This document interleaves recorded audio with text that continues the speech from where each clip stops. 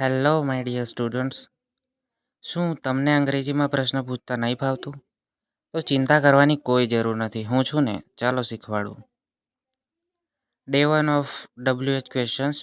તો WH questions શું છે એ તો તમને બધાને ખબર જ હશે. તો પણ એકવાર જોઈ લો કે વોટ, હુ, વાય, વેર, હુમ, હુઝ અને how much, how many, how far આ બધા જે શબ્દો વડે પ્રશ્ન પૂછાય છે જેમનો ઉપયોગ કરીને એ WH ક્વેશ્ચન્સ કહેવાય છે. અને મોટાભાગે અંગ્રેજીમાં આનાથી જ પ્રશ્ન પૂછાય છે.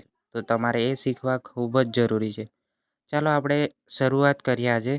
આજે આપણે ઓનલી વોટ વડે પ્રશ્ન બનાવતા શીખશું, જેમાં વોટને ગુજરાતી અર્થ થાય છે શું. તો જ્યારે પણ તમે ગુજરાતીમાં પ્રશ્ન પૂછતી વખતે શુંનો ઉપયોગ કરશો, તો એની જગ્યાએ અંગ્રેજીમાં તમારે વોટનો ઉપયોગ કરવાનો છે. જેમ કે તમારું નામ શું છે, તો અહીંયા જે શું છે એની માટે તમે વોટનો ઉપયોગ કરશો. ફોર એક્ઝામ્પલ હમણાં આપણે આ સેન્ટેન્સ લઈને જોઈએ.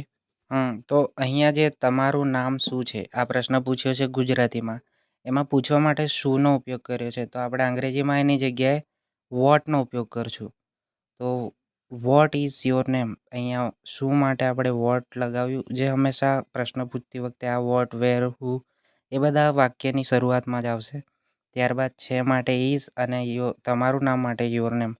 બસ આવી જ રીતે દરેક વાક્યમાં કરવાનું છે.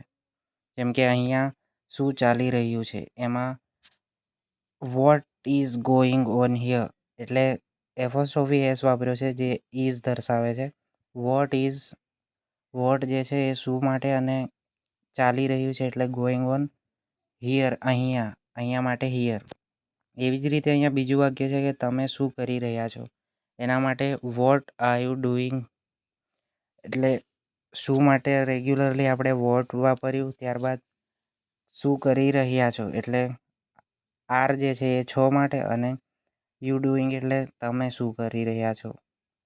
હવે આગળ શું, આ વાક્ય પણ જો તો વોટ નેક્સ્ટ એકદમ સહેલું છે. શું માટે વોટ અને હવે આગળ એટલે નેક્સ્ટ, વોટ નેક્સ્ટ છે ને એકદમ સહેલું. આવી જ રીતે તમારે દરેક વાક્યમાં કરવાનું છે. જાતે પ્રયત્ન કરો અને કોમેન્ટમાં જણાવો કે તમને કેટલા વાક્યો ફાવે છે. ના ફાવે તો કમેન્ટ કરવા, અને આની માટે PDF પણ પ્રોવાઈડ કરવામાં આવશે.